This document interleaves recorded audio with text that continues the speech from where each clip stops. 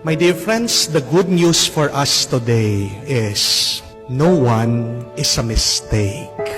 No human being is a mistake. Hindi nagkakamali ang Diyos. Amen? Sino man yan tao na kinaiinisan mo, nagagalit ka sa Kanya, sabihin mo yun, tandaan mo yun.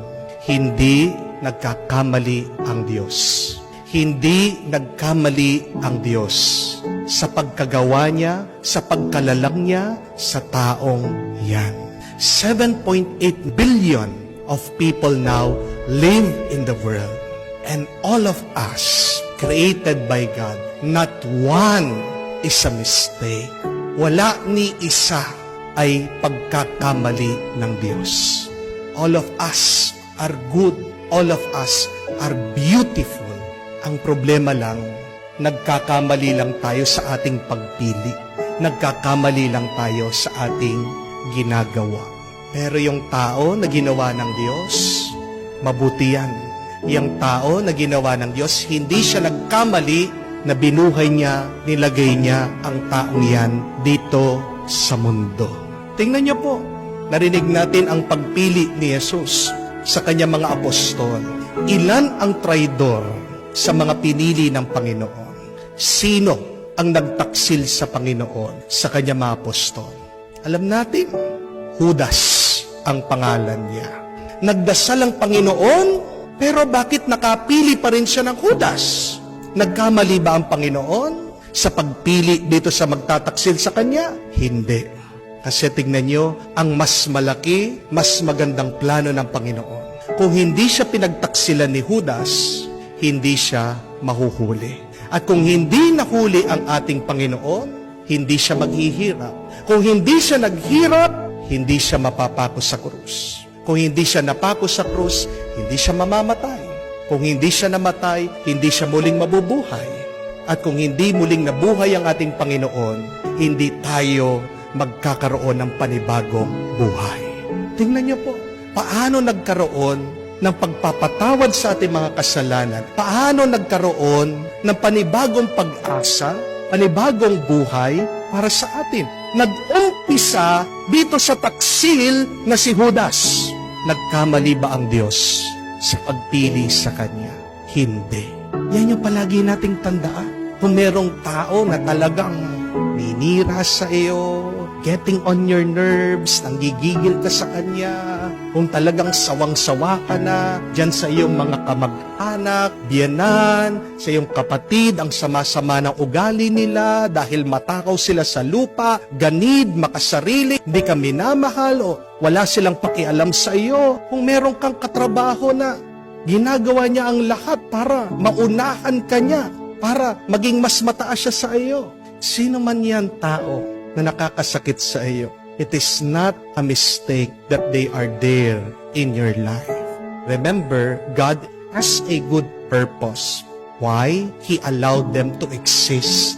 May magandang dahilan ang Diyos bakit hinahayaan niya minsan ang mga masasamang tao na makasama natin, na makasalamuhan natin, na makilala natin.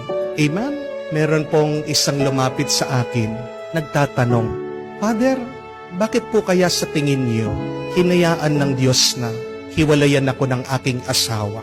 Wala naman po akong kasalanan. Isang araw na lang, pagkagising ko, sinabi niya, ayaw na niya. Bigla na lang umalis sa bahay, hindi na ako inuuwian. Pinipilit ko pong kausapin, pinupuntahan ko siya, nakikipag-ayos ako, ayaw kong kausapin. Nilalayuan ako, iniiwasan ako, nagpapatulong na ako sa ibang tao para magkaayos kami. Pero ilang taon na kaming hindi nagsasama, nagkahiwalay. Hindi ko po alam kung bakit. At alam niyo po itong taong nagtatanong sa akin, kakilala ko siya.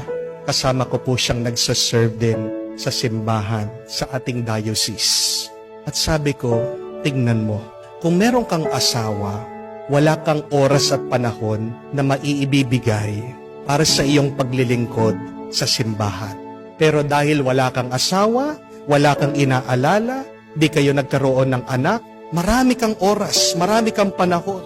Tignan mo, ikaw ngayon, palagi tinatawag ng mga pare, buong oras mo, pwede mo maibigay dito sa ating apostolate, dito sa ating ministry, sa ating paglilingkod, sa ating service. Hindi mo magagawa itong iyong serbisyo kung may pamilya ka, kung meron kang asawa. Nakakalungkot man, oo, na nagkahiwalay kayo.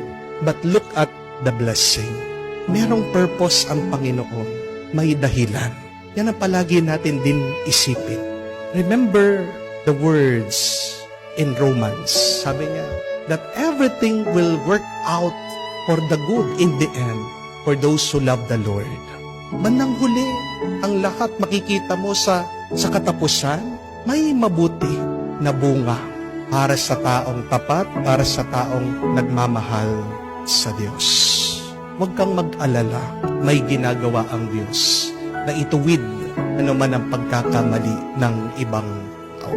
Pero tandaan natin na walang aksidente sa buhay. Amen? At pag ganyan ang ating attitude, na lahat na nangyayari sa atin, lahat ng tao na nakakasalamuhan natin, ay pagustuhan niya.